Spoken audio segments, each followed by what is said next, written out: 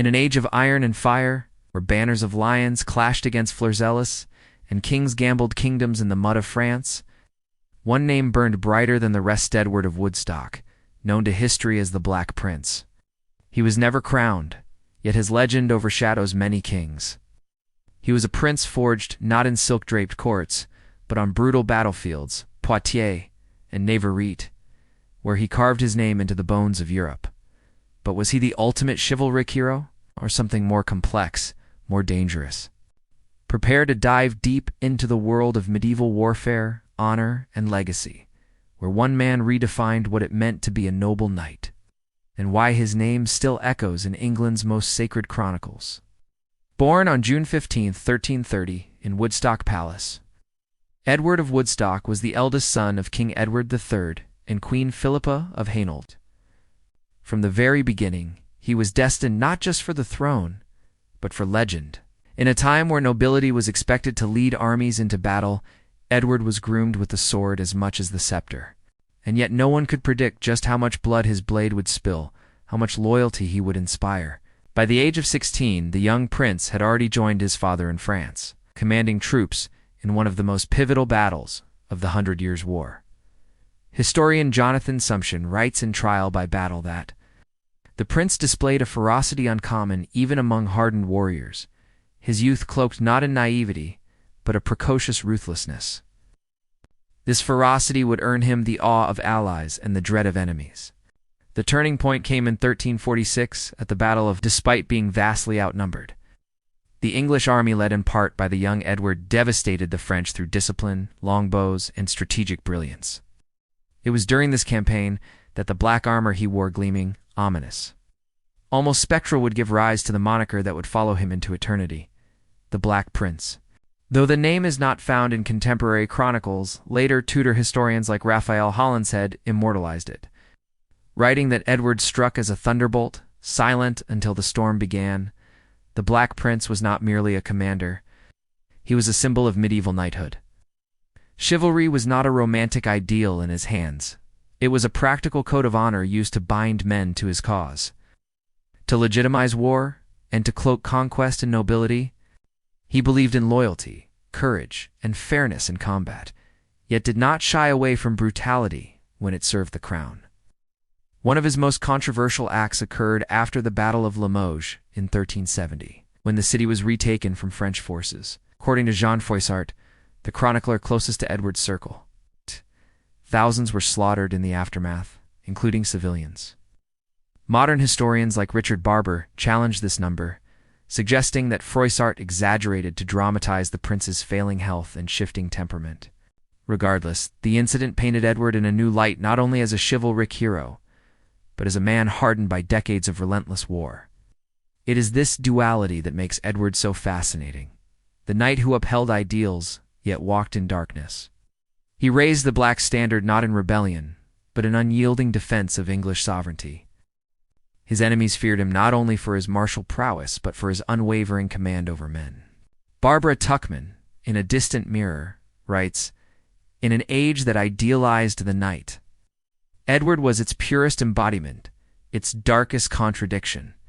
Perhaps the crowning moment of Edward's military career came at the Battle of Poitiers in 1356. Facing an army nearly double his size, the Black Prince orchestrated a brilliant maneuver that ended with the capture of King John II of France himself. The ransom extracted for the French king was astronomical, 3 million, and became a symbol of English dominance in the war. But more than gold, it secured Edward's place as one of the greatest battlefield commanders of the medieval world. And yet, for all this glory, Edward never became king. He returned to England a hero, but was soon plagued by illness, possibly dysentery, or even a wasting disease like nephritis. The crown that had once seemed inevitable slipped from his grasp as he began a slow decline. In 1376, at just 45 years old, he died 1 year before his father. His son, the young Richard II, would inherit the throne instead, leading England into a very different and often darker future.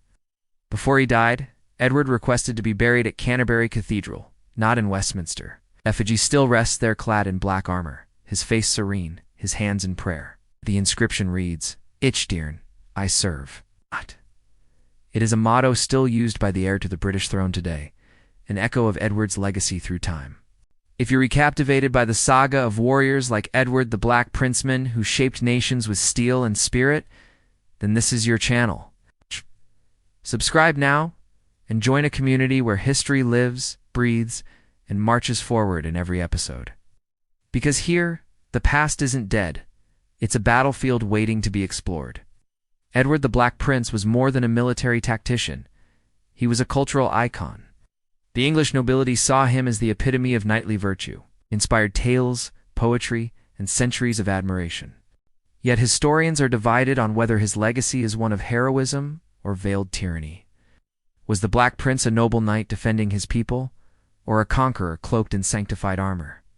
Michael Prestwich, in The Three Edwards, argues that Edward's ambitions were both dynastic and idealistic. He believed England had a right to the French throne, Prestwich notes, and pursued that claim with calculated ferocity. Yet even French chroniclers begrudgingly admired him. Froissart, who served under Queen Philippa, wrote, "Never was a prince so feared and so loved." His name evoked dread on the continent and reverence at home, and in this paradox, his myth only grew. From the Black Prince's campaigns sprang the foundation of what would later become English exceptionalism, belief in the divine right, in martial valor, and in the sanctity of national pride. In many ways, Edward was the archetype of British imperial identity, centuries before the empire itself was forged. Despite his early death and unfulfilled kingship, Edward the Black Prince became a model for generations of Englishmen, especially in the Victorian era, when chivalry and national pride surged once more. Statues of him were raised in places like Leeds and London, and his name was engraved into regimental colors and historical studies. Winston Churchill, in A History of the English-Speaking Peoples, described Edward as a warrior without equal, whose life defined the glory and peril of monarchy. Such reverence was unteagious romanticism, it was national memory forged in the image of an unyielding prince who led from the front.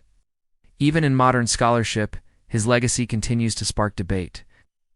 Was the Black Prince a product of his violent age, or did he shape it? Could chivalry coexist with conquest? Most of all, why does his memory, even in a secular and modern Britain, still resonate so deeply? Because Edward was not a man of contradiction, he was the very embodiment of it. To the conservative admirer of the medieval world, he is proof that honor and strength can walk hand in hand. To the lover of English history, he is the lost king who might have changed everything had he only lived. Edward of Woodstock never wore the crown, but in the pages of history. In the hearts of those who cherished the old ways, he reigned still. His victories reshaped the balance of power in Europe. His chivalry became legend, and his black armor became a symbol not of darkness, but of an unyielding commitment to duty, loyalty, and legacy. As the wind howled across the fields of Poitiers and the bells tolled in Canterbury, England lost a king that never was but gained a myth that would outlast kingdoms. And so the Black Prince rides on not in flesh but in memory, through armor clad in shadow, on steeds of fire, and beneath banners that still flutter in the winds of time. Ich dir serve. Even in death he keeps that vow.